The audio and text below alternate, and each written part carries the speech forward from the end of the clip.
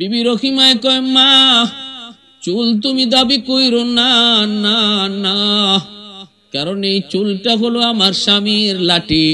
আমার স্বামী আল্লাহর পয়গম্বর অসুস্থ মানুষ, হাজত সারার জন্য তিনি যখন উঠতে চান তখন আমার লম্বা চুলটা দইরা তিনি লাঠি বানাইয়া উঠেন। আমার চুলটা তুমি চাইও না, আমার চুলটা দাবি কইরো না। একদিন ইবলিসে আল্লাহকে ডাক দেয়া কয় মালিক তোমার আইয়ুব কেন আল্লাহরে ডাকে জানো নি? আল্লাহ তুমি তারে সব দিক দিয়ে প্রাচুর্য দান করেছো, কোন দিক দিয়ে তার কোনো অভাব নাই। আল্লাহ তারে কোনো বিপদ মুসিবতে ফেলায়া দেখো, দেখবা আর তোমারে এইভাবে ডাকে না। সুখে আছে বিদায় তোমারে ডাকে, দুঃখে পড়লেই কিন্তু তোমারে ডাকবে না। ও মালিক পরীক্ষা করে দেখো। আল্লাহ পাক কয় না, অসম্ভব হতেই পারে না। আইয়ুব আমার পয়গম্বর, আমার নবী, সে যে হালতেই থাকুক না কেন আমি আল্লাহকে কখনো ভুলতে পারে না। ইবলিসে কয় আমি মানি না, বিপদে ফেলায়া দেখো। বন্দেগী করব দূরের কথা, নাম নি মনে আছে এটা দেখো, নাম নি তোমার মনে থাকে এটা তুমি দেখো। আল্লাহ পাক কয় ইবলিস তাহলে বুঝি তুই দেখতে চাস? কয় মালিক আমি দেখতে চাই। শুরু হয়ে গেল আল্লাহর পয়গম্বর আইয়ুব আলাইহিস সালামের উপর পরীক্ষা। পরীক্ষা শুধু নয়, কঠিন কঠিন থেকে কঠিন পরীক্ষা। এমন একটা দুইটা পরীক্ষায় পড়লি আমরা ফেল করতাম, এমন একটা দুইটা পরীক্ষায় করলি আমাদের হুঁশ থাকতো না। প্রথম নম্বর পরীক্ষা হলো আইয়ুব আলাইহিস সালামের যত সহায় সম্পদ ছিল, সম্পদের উপরে একে একে মুসিবতের খবর আসতে লাগলো। একে একে মুসিবতের খবর, অমুক জায়গায় এটা ধ্বংস, অমুক জায়গায় এটা আগুন লাগছে, অমুক জায়গায় এটা ধ্বংস হয়ে গেছে। এইভাবে যত সম্পদ ছিল একে একে সবগুলি সম্পদ ওনার হাতছাড়া হতে লাগলো। যতই বিপদের সংবাদ নবীর কাছে আয়, নবী কিন্তু ভেঙ্গে পড়েন না, বরং মুসিবত বিপদ আসলে পরে আল্লাহ যে দোয়া শিখাইছেন এই দোয়াটাই তিনি পড়ে আল্লাহর শুকরিয়া জ্ঞাপন করেন, বরং আল্লাহর আদেশ এবং আল্লাহর সিদ্ধান্তের উপরেই তিনি রাজি হয়ে যান। আল্লাহ কয় ইবলিস মুসিবতের খবর আমার পয়গম্বরের কাছে আসলো, দেখো একবারের জন্য না শুকরি করে নাই, একবারের জন্য সে বেসবরি করে নাই। আমি আল্লাহর হুকুমকে মেনে নিয়েছে, আমি আল্লাহর সিদ্ধান্তটাকেই মেনে নিয়েছে। ইবলিসে কয় মালিক 6টা ফুলা আছে জোয়ান জোয়ান, 6টা ছেলে আছে জোয়ান জোয়ান। আইয়ুব তো মনে মনে এই কথা কয় সম্পদ গেছে তো কি হইছে, 6টা ছেলে আছে আমার বড় জোয়ান জোয়ান, আমার ছেলে এবং আমি মিলে সম্পদ আবার যোগাবো। ছেলেদের উপরে ভরসা কইরা সে তোমার সিদ্ধান্তকে মেনে নিয়েছে। আল্লাহ পাক কই তাহলে বুঝি তুই আরো দেখতে চাস? কয় হ্যাঁ তাহলে আরো দেখতে চাই। 6টা ছেলে এক রুমের ভিতরে ঘুমাইল রে যুবক। রাতের বেলা চাঁদ ভেঙ্গে 6টা যুবক একসাথে এক জায়গায় মারা গেল। মৃত্যু সংবাদ নবীর কাছে পৌঁছলো। নবী আল্লাহ পাকের হুকুম, আল্লাহর সিদ্ধান্তকে হাসি মুখে মেনে নেয়। ইন্না লিল্লাহি ওয়া ইন্না ইলাইহি রাজিউন। সন্তান আমার কাছে ছিল আমানত, আল্লাহ তার আমানতকে বুঝায় নিয়ে নিছে।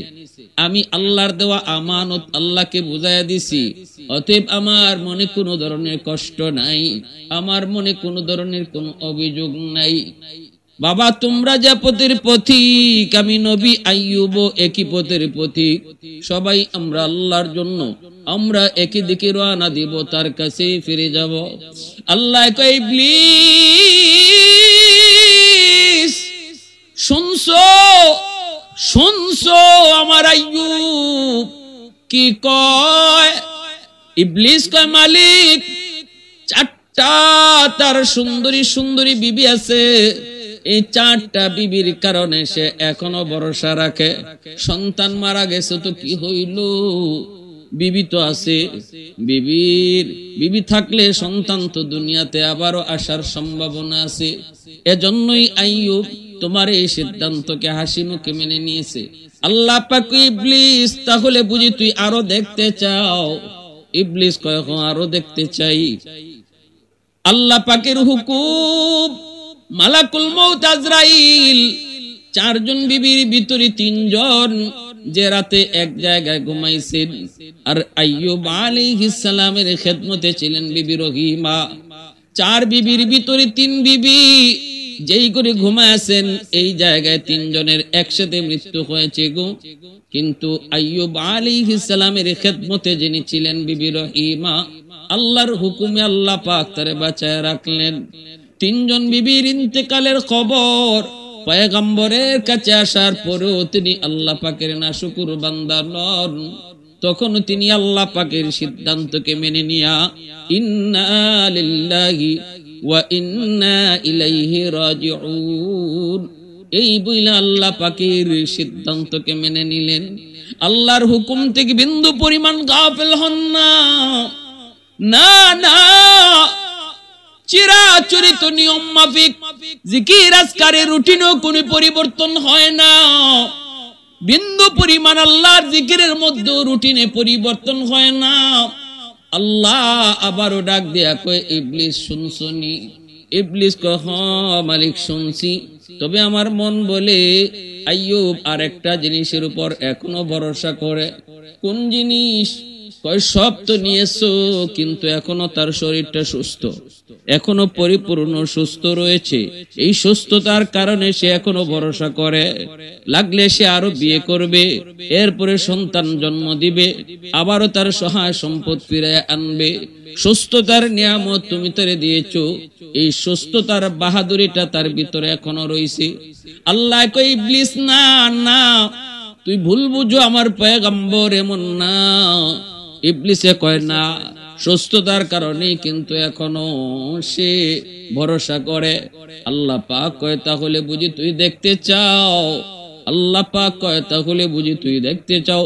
এতগুলা পরীক্ষা আমার পয়গম্বর দিল, প্রতিটা পরীক্ষায় আমার পয়গম্বর পাশ করলো, এরপরও তোর পরীক্ষা নেওয়া বুঝি বাকি? তাহলে দেখ, সুস্থতার নিয়ামতটাও আমি আল্লাহ কেড়ে নিব, তারপরে তুই দেখবি। সুস্থতার নিয়ামত মানুষের জীবনের সবচেয়ে বড় নিয়ামত। সুস্থতার নিয়ামত মূসা আলাইহিস সালামকে আল্লাহ, আমি যদি নবী হইতাম, তুমি যদি খোদা হইতা, কোন জিনিসটা চাইতা? আমি যদি খোদা হইতাম, তুমি যদি বান্দা হইতা, আমার কাছে কি চাইতা? আল্লাহ কয়, মূসা এটা তো কখনো হওয়ার না। মূসা নবী কয়, মালিক আমিও জানি এটা কখনো হবে না, কিন্তু আমার একটা উদ্দেশ্য আছে। আল্লাহ একটু কও, আমি খোদা হইলে তুমি আমার কাছে কি চাইতা? আল্লাহ কয়, যদি এমন কখনো হয়, এমন কখনো হইতো, তাহলে আমি সুস্থতার নিয়ামত তোমার কাছে চাইতাম। এজন্য সুস্থতা এত বড় নিয়ামত। মূসা নবীর সাথে সাথে আল্লাহ কয়, মালিক আমি পেয়ে গেছি, আমি যে উদ্দেশ্যে তোমার কাছে এই প্রশ্ন করেছিলাম, জবাব পেয়ে আমিও তোমার কাছে কি চাইবো এটা পেয়ে গেছি। আল্লাহ তুমি আমাকে সুস্থতার নিয়ামত তুমি দান করো। এজন্যই আইয়ুব আলাইহিস সালামের সুস্থতার উপরে পরীক্ষা শুরু হয়ে গেল। আল্লাহর হুকুমে শরীরের মধ্যে পোকা ধরলো, পোকা সারা শরীর পচতে লাগলো, ছোট ছোট টুসা পড়ে গেল, টুসার ভিতরে পোকা জন্ম নিল। এই দুর্গন্ধ শরীর থেকে বের হতে লাগলো। ঘরের মধ্যে দুর্গন্ধ, কেউ থাকতে পারে না। মানুষেরা কয়, ও আইয়ুব, কেমনে তোমার নিয়ে থাকবো? আইয়ুব আলাইহিস সালামকে রেখে মানুষ, আপনজন প্রিয়জন কেউ কাছে থাকলো না, সব দূরে চলে গেল। মানুষেরা কয়, রহিমা বাঁচতে যদি চাও তাহলে তুমিও আইয়ুব রে সাইরা চলে যাও। কিন্তু আল্লাহর বান্দি, ও আমার মা বোনেরা শুনো, স্বামীর প্রতি কি পরিমাণ ভালোবাসা ভক্তি! দুর্গন্ধে কেউ টিকতে পারলো না, কিন্তু বিবি রহিমা মানুষদেরকে ডাক দিয়া কয়, তোমাদের নাকি গন্ধ লাগে, কিন্তু আমার নাকি গন্ধ লাগে না। কারণ আমার স্বামী শুধু স্বামী না, তিনি আল্লাহর পয়গম্বর। তোমরা যদি না পারো তাহলে যার যার মতো সরতে পারো, কিন্তু আমি রহিমা জান যাবে গো, আমার স্বামীর খেদমত থেকে আমি দূরে যাব না।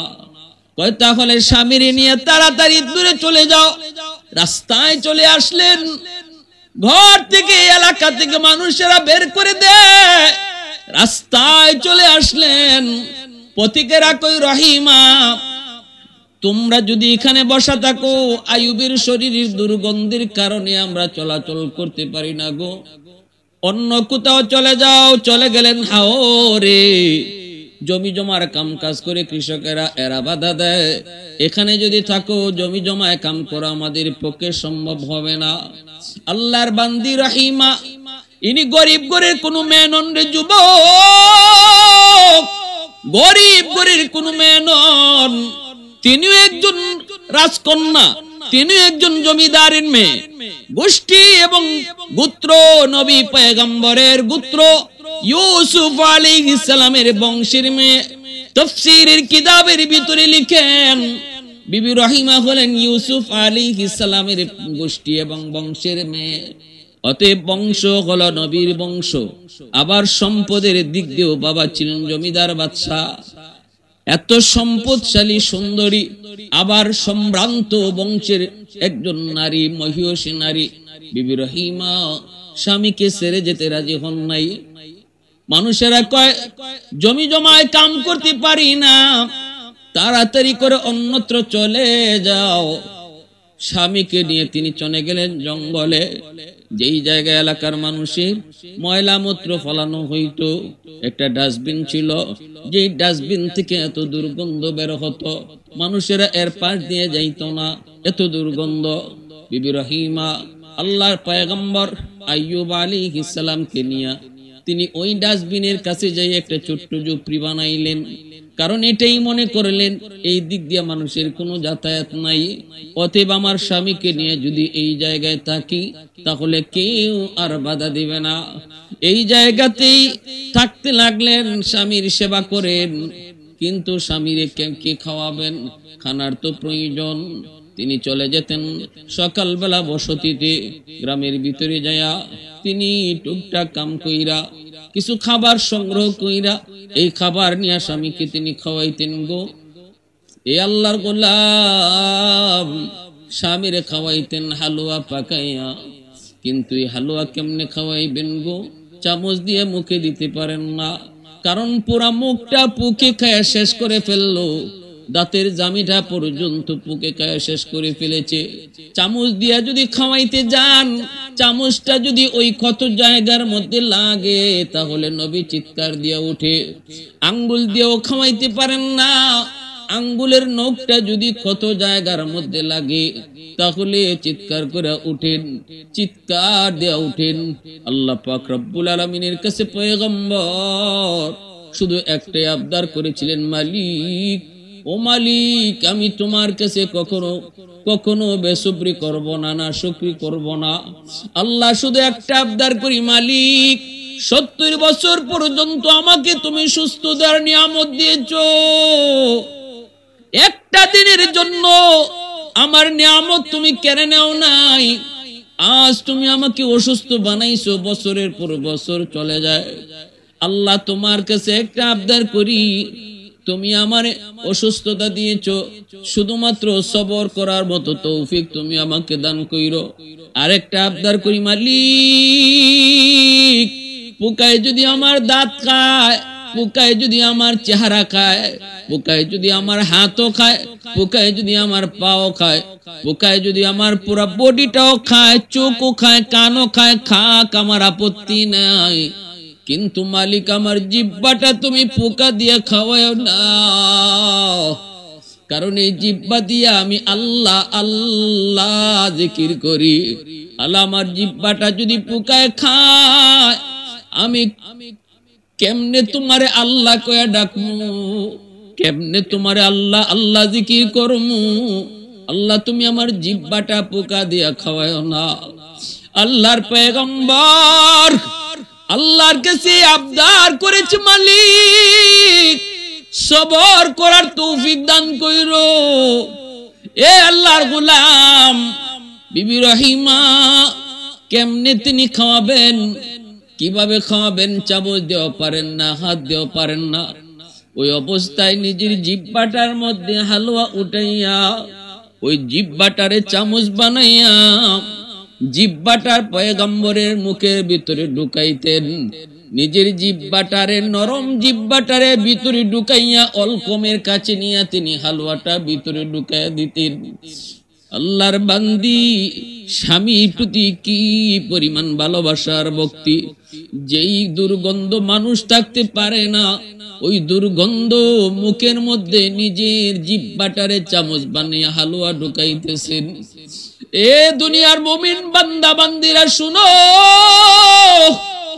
বিশেষ করে আমার মা বোনেরা খেয়াল করো। আমার নবী, রহমতের নবী বলেছেন, কোন মহিলার উপরে যদি তার স্বামী রাজি থাকে, আর যদি আর মহিলা দুনিয়া থেকে বিদায় নেয়, ওই মহিলার জন্য জান্নাতের গ্যারান্টি নবী দিয়েছেন। আল্লাহর নবী বলছেন, যদি আল্লাহর পরে কাউকে সেজদা করার আদেশ আল্লাহ দিত, তাহলে আমি নবী বলি, মালিক দুনিয়ার নারীদেরকে তার স্বামীকে সেজদা করার জন্য আদেশ দিয়ে দিত। এতটা সম্মান, এতটা ইজ্জত আল্লাহ পাক স্বামীকে দিয়েছেন রে আল্লাহর বান্দি।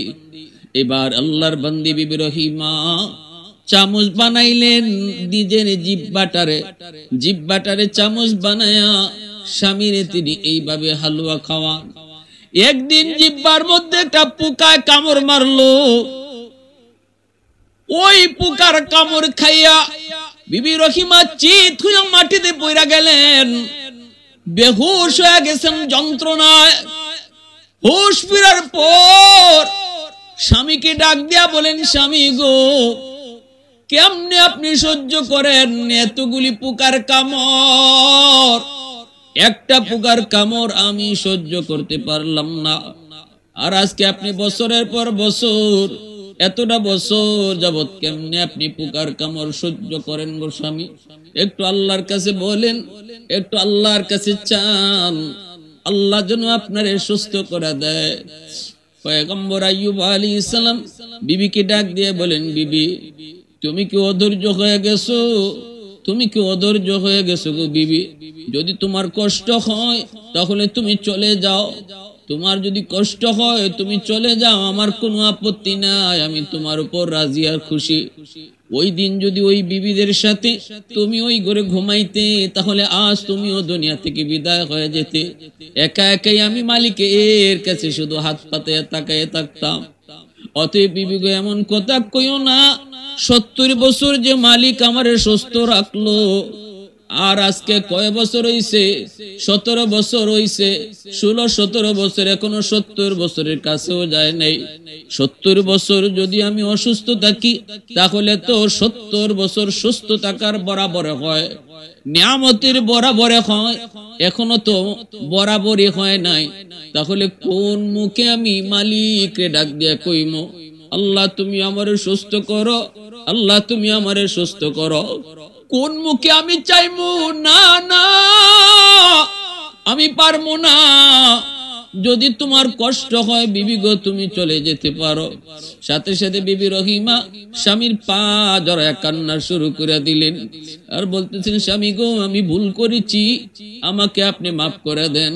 আমি আর জীবনে কোনোদিন এমন কথা বলবো না, কোনদিন এমন কথা আমি বলবো না। এরপরে আল্লাহর বান্দি তিনি বের হয়েছেন এলাকার মধ্যে, বসতির মধ্যে স্বামীর জন্য খানার ব্যবস্থা করবেন। ঘরে ঘরে তালাশ করে কোনো কাম পান না। একজন মহিলা, ইহুদি মহিলার ঘরে গিয়া বললেন, মা তোমার ঘরে কাম আছে নি গো? মা তুমি একটু কাম আমারে দিয়া করাইবানি, বিনিময়ে আমি কিছু পয়সা নিব আমার স্বামীর খাবারের জন্য।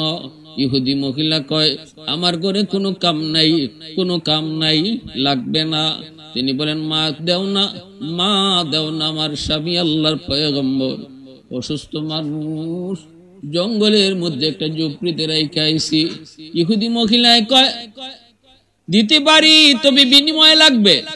খাবার দিতে পারবো, বিনিময় স্যার আমি দেই না। কয় কি বিনিময়ে চাও? কয় তোমার মাথার চুলটা অনেক লম্বা, আমাকে কিছু চুল যদি তুমি দাও তাহলে এই চুলের বদলা তোমাকে খাবার দিব। বিবি রহিমায় কয় মা, চুল তুমি দাবি কইরো না, না না, কারণ এই চুলটা হলো আমার স্বামীর লাঠি। আমার স্বামী আল্লাহর পয়গম্বর, অসুস্থ মানুষ, হাজত সারার জন্য তিনি যখন উঠতে চান তখন আমার লম্বা চুলটা দইরা তিনি লাঠি বানাইয়া উঠেন।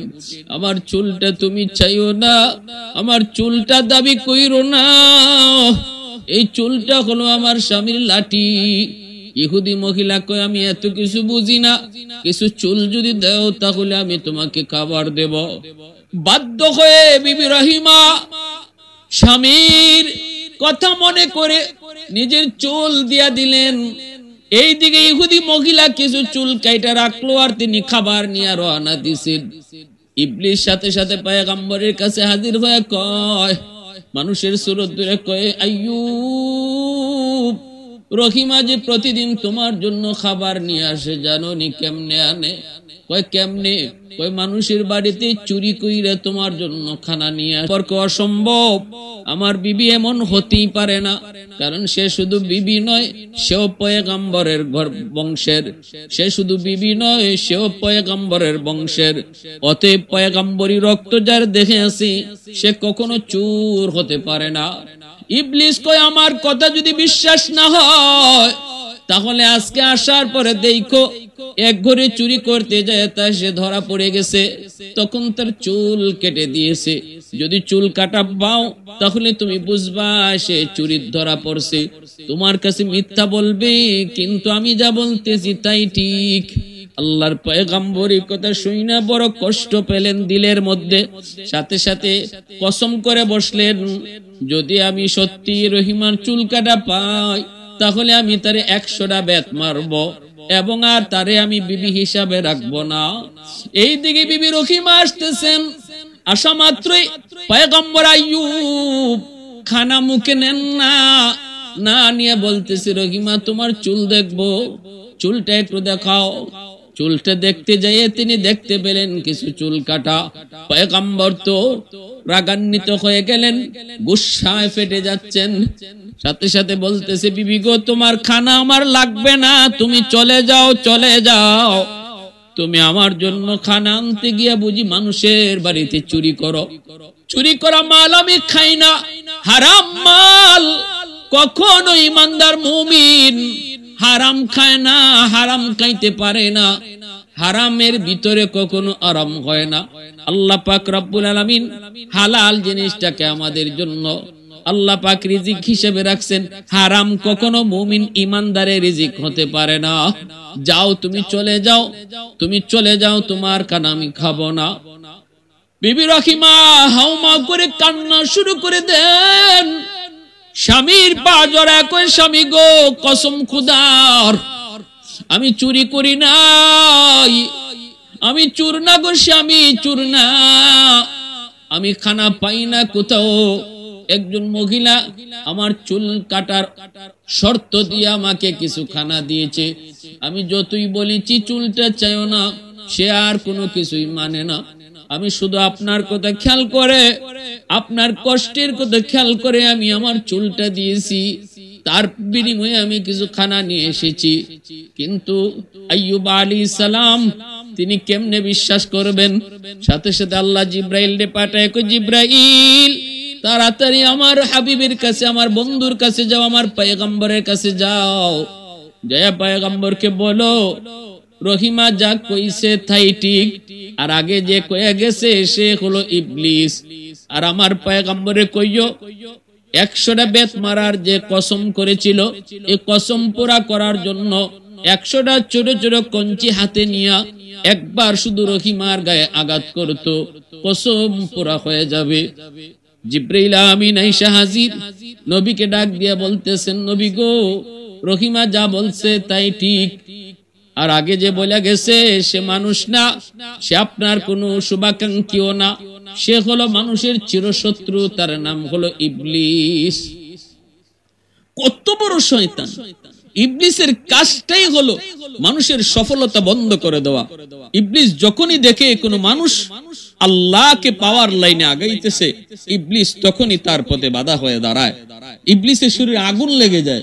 কোন মানুষ যখন আল্লাহকে পাওয়ার রাস্তায় আগায়, ইবলিসের গায়ে সেটা বরদাস্ত হয় না। কারণ আল্লাহর কাছে ওয়াদা করে আসছে যে মানুষের কারণে আজকে আমি জাহান্নামী হয়েছি, ওই মানুষ কেমন করে জান্নাতে যায় আমি ইবলিস দেখব। এই মানুষ কেমনে তোমার খুশি করে এটা আমি দেখব। আমি তার ডানে বামে সামনে পিছনে সর্বদিক দিয়া ষড়যন্ত্রের জাল বিছিয়ে রাখবো। যাবে কোন পথে? যে পথেই যাবে আমার জালে আটকা পড়বে। কিন্তু আল্লাহ বলে ইল্লা ইবাদাকা মিনহুমুল মুখলাসিন, আমার মুখলিস বান্দা যারা, তাদের বিন্দু পরিমাণও ক্ষতি করতে পারবি না। যারা আমি আল্লাহকে ভয় করে, যারা আমাকে সাথে নিয়ে চলে, তার কোনো ক্ষতি তুই করতে পারবি না। ইমানদার মুমিন ভালো করে মনে রেখো, আল্লাহ রিজিক যা আমাদের জন্য আল্লাহ পাক হালাল রিজিকের ব্যবস্থা করেছেন, হারাম থেকে দূরে থাকতে বলেছেন। হালালের ভিতরে আল্লাহ পাক শান্তি রাখছেন, আর হারামের ভিতরে অশান্তি রাখছেন। সুদ খাওয়া হারাম, ঘুষ খাওয়া হারাম, চিটারি বাটপারি করা হারাম, অন্যের মাল ভক্ষণ করা হারাম। করতে পারো, আনতে পারো, শান্তি পাবা না। শান্তি দেওয়ার মালিক আল্লাহ। টাকায় শান্তি আসে না, সম্পদের ভিতরে শান্তি না, শান্তির মালিক আল্লাহ। এর চাবিও আল্লাহর হাতে। আল্লাহ যদি শান্তি দেয় তাহলেই শান্তি মিলে, আর আল্লাহ যদি শান্তি না দেয়, কোটি কোটি টাকার মালিক হয়েও শান্তি নামক নিয়ামতের দেখা পাবে না। এটা আল্লাহর হাতে। শান্তি যদি কিনতেই পাওয়া যেত তাহলে দুনিয়াতে গরিব শান্তির কোনো বাগই পাইতো না। সব ধনীরা শান্তি কিনে লই আইতো টাকা দিয়া। টাকা পয়সা তো সব শান্তির জন্য। এই শান্তি যদি না পাইলে তো টাকা দিয়ে কি হইতো? টাকা দিয়ে শান্তি কিনে নিয়ে আসতো। কিন্তু না, আল্লাহ পাক এটা তার হাতেই রাখছেন। দেখবেন গরিব আরামে ঘুমায়, আর কোটিপতি ঘুমের ট্যাবলেট খাইয়াও ঘুম ধরে না। গরিব আরামে ঘুমায়, রিক্সাওয়ালা রিক্সা থামায়া হাতটারে বালিশ বানায় ঘুমায় যায়, আর কোটি কোটি টাকার মালিক মকমলের বিছানায় এসি রুম, এরপরও ঘুম আসে না। আমার ভাইরা বন্ধুরা, যুবক, এরপরে জিবরাইল আমিন নবীকে একটা সালাম দিলেন। আল্লাহর পয়গম্বর তিনি সালামের জবাব দিতে একটু দেরি করলেন। আল্লাহ রাব্বুল আলামিন জিবরাইলকে জানাইছে, জিবরাইল, আমার পয়গম্বর আইয়ুব পরীক্ষায় উত্তীর্ণ হয়ে গেছে। 70 বছর পর্যন্ত যদি আমি তারে অসুস্থ রাখি, সে সাফ সাফ জানাই দিছে, এর ভিতরেও সে একবারও সে না সবুর হবে না, বেসবুর হবে না। এরপরে সে আমার কাছে হয়তো সুস্থতার নিয়ামত আবদার করবে, সমানে সমানে গেলে। অতএব আমার আইয়ুবের পরীক্ষায় পাস। ইবলিস, এবার তুই কি করব? ইবলিসে কয়, মালিক আমারও বুঝ হয়ে গেছে। ফেরেশতারা কয়, মালিক আর পরীক্ষা লাগবে না। আইয়ুব নবী তার পরীক্ষায় 100 সফল। আল্লাহ কয়, জিবরাইল, এবার তুমি যাও। রহিম আগে সেবার কিসে এলাকার ভিতরে ঢুকছে খানা আনতে। তুমি যায়া আমার পয়গম্বর আইয়ুবকে আমার সালাম জানাও। জিবরাইল আমিন এসে সালাম জানালেন। নবী সালাম দিতে একটু দেরি করলেন। এরপরে জিবরাইল সালাম একটু দেরিতে জবাব দেওয়ার কারণে জিবরাইল জিজ্ঞেস করে, নবী গো, নবী হয়ে যদি সালামের জবাব দিতে দেরি করেন, উম্মত কি করবে? সালাম দেওয়া সুন্নত, জবাব দেওয়া ওয়াজিব। ভালো করে একটা মাসালা বুঝবেন, সালাম দেওয়া সুন্নত, জবাব দেওয়া ওয়াজিব। একজনে সালাম আপনারে দিল, আপনি যদি সালামের জবাব না দেন তাহলে ওয়াজিব তরকের গুনাহ হবে। সালাম যে দিল সে না দিলে তার গুনাহ হইতো না, কিন্তু কেউ যদি দেলায় তার জবাব আপনাকে দেওয়ানোই লাগবো, না দিলে আপনার গুনাহ হইব। কবিরা গুনাহ কি জাত গুনাহ? কবিরা গুনাহ হইব। ওয়াজিব তরকের গুনাহ হলো কবিরা গুনাহ। এজন্য সালাম যে দেয় তারে জবাব শোনায়া দিতে হয়। মুখে মুখে মনে মনে জবাব দিল জবাব হয় না। সালামের জবাব সালাম দাতাকে শোনায়া দিতে হয়। এটা হলো সালামের জবাব দেওয়ার তরিকা। আমাদের সমাজে কিছু মানুষ আছে, সালাম দিলে পরে উত্তর না দিয়ে কয় উ, মাথা ঝুঁকি দিয়ে কয় উ কইয়া কোনো জবাব হয় না। সালামের জবাব দিতে হয় ওয়া আলাইকুমুস সালাম ওয়া রাহমাতুল্লাহ তারে শুনাইয়া। আর রাজনৈতিক কিছু সালাম আছে, আসসালামু আলাইকুম, হাত উঠে, এটা কোনো সালাম না, সালামের গোষ্ঠীও না, সালামের বংশও না, সালামের সয় না। কিছু মানুষ আছে আসসালামু আলাইকুমও কয় না, কয় সালাম আলাইকুম। সাম শব্দ আরবিতে মরণ। আমরা সালাম দেই তোমার উপর শান্তি বর্ষিত, আর যে সালাম আলাইকুম কয় এটার অর্থ হইলো তুই তাড়াতাড়ি মর। এটা দোয়া করলো না, এটা বদ্দুয়া দিল, তো বদ্দুয়া দিল। অতএব সালাম কোনো ফ্যাশন না, সালাম কোনো মোশন না, সালাম কোনো ক্রেডিট না, সালাম কোনো বাহাদুরি না, সালাম কোনো রাজনৈতিক ইশারা না। সালাম হইলো আল্লাহকে খুশি করার একটা ইবাদত। এটা ইবাদত করলে যে আগে দেয় তারে আল্লাহ পাক 10টা সওয়াব দান করে। কোন কোন রাসূল যে সালাম আগে দেয় তারে 100টা নেকি দান করা হয়। জবাব অবশ্যই দিতে হবে, যে সালাম দিল তারে শোনায়া জবাব দিতে হবে, শোনায়া জবাব দিতে হবে। প্রিয় হাজিরিন, এজন্য আইয়ুব আলাইহিস সালাম একটু দেরি করছেন। জিবরাইল আমিন বলছেন, নবী গো আপনি দেরি করলেন কেন? পয়গম্বর আইয়ুব সাথে সাথে নিজের উযর পেশ করেন আর বলেন, ওগো আল্লাহর ফেরেশতা জিবরাইল, আপনি যখন আমাকে সালাম দিয়েছেন তখন আমার জিহ্বার মধ্যে একটা পোকা ছিল, পোকাটায় আমার দাঁতের মারি খাইতেছে। আমি যদি ওই সময়ে সালামের জবাব দিতাম তাহলে আমার জিহ্বা থেকে পোকাটা হয়তো মাটিতে পড়ে যেত। আমি ভয় পেয়েছি কিয়ামতের ময়দানে এই পোকা যদি আল্লাহর কাছে নালিশ করে, আল্লাহ তোমার পয়গম্বর আইয়ুবের জিহ্বায় বসাছিলাম, আমারে খাইতে দেয় নাই, জিহ্বা থেকে ফালায়া দিছে। কি জবাব দেব, কি জবাব? এই ভয় আমার অন্তরের ভিতরে আসলো। আমি ভাবলাম আমার পোকাটা আল্লাহর মেহমান হয়ে আইছে, তার মতো সে চলে যাক, এরপরে আমি সালামের জবাব দিব। পোকাটা যখন আমার জিহ্বা থেকে সরছে তখন আমি আপনার সালামের জবাব দিছি। আল্লাহ পাক জিবরাইল ডেকে, জিবরাইল আমার পয়গম্বর আইয়ুব রে কেমন পাইছো? জিবরাইল কো, মালিক ভাষা নাই, ভাষা নাই, আল্লাহ সুপারিশ করি আর পরীক্ষা নিও না। আল্লাহ কয়, আইয়ুব রে কও নিজের পায়ের গোড়ালি দিয়া মাটিতে আঘাত করত, পানি বের হবে, এই পানি দিয়ে গোসল করতে কও, সব পোকাগুলা শরীর থেকে ঝরে পড়বে। জিবরাইল কয়, নবী গো পায়ের গোড়ালি দিয়ে আঘাত করেন। আইয়ুব নবী কয়, ভাই জিবরাইল পাই তো নাই, গোড়ালি পাই ভাই কই? জিবরাইল কয়, যতটুকু আছে এতটুকু দিয়ে আঘাত করেন। আঘাত করা মাত্রই পানি বের হতে লাগলো। এই পানি দিয়ে আপনি গোসল করেন, পানি পান করেন। গোসল করলেন, পানি খাইলেন, সাথে সাথে শরীর থেকে ঝরঝর করে সবগুলি পোকা পড়ে গেল। আল্লাহ পাক রব্বুল আলামিন কয়, আইয়ুব গোসল করে উঠা মাত্রই দেখবা তুমি পূর্ণ 25 বছরের যুবক। নবী দেখতেছেন তার সেই পূর্ণ যৌবন ফিরে এসেছে, পূর্ণ যৌবন ফিরে এসেছে। আল্লাহ পাক রব্বুল আলামিন হারানো যৌবন আবার তার ফিরিয়ে দিলেন। তিনি বৈশা রইছেন একটু দূরে, জিবরাইল আমিন চলে গেলেন। বিবি রহিমা আসলেন স্বামীর কাছে। আয়েশা দেখেন যেখানে ঝুপড়ি ছিল ঝুপড়িতে স্বামী নাই, ভয় পেয়ে গেছেন। আল্লাহর কাছে কান্দে, মালিক আমার স্বামীরই বুঝি বাগে খেয়ে ফেলেছে। তাকায় দেখেন উঁচা একটা জায়গায় একটা যুবক বসা, পিছন দিক দিয়া চেহারা ঠিক মতো দেখা যায় না। কাছে যায় পিছন থেকে ডাক দিয়া বলেন, কে গো তুমি? ওখানে আমার স্বামী ছিলেন অসুস্থ, আল্লাহর পয়গম্বর। তুমি কি তারে কখনো দেখেছো? তুমি কি তারে দেখেছো? আমি তো তারে জায়গায় পাইতেছি না, নাকি তারে কোনো বাঘ ভাল্লুক খেয়ে ফেললো? নবী কোনো জবাব দেয় না, জবাব দেয় না। বারবার জিজ্ঞানোর পর এইবার তিনি জবাব দিয়া কয়, রহিমা কারে তুমি কি জিগাইতেছো? যারে তুমি জিগাইতেছো সেই তো তোমার স্বামী আইয়ুব। এই বইলেই তিনি চেহারাটা ঘুরাইলেন, ঘুরাইয়া বিবির কাছে গেলেন আর গিয়া বলেন, রহিমা দেখো তো 25 বছরে আমার যে যৌবন কালটা ছিল ওই যৌবনের চেহারাটা একটু খেয়াল করো।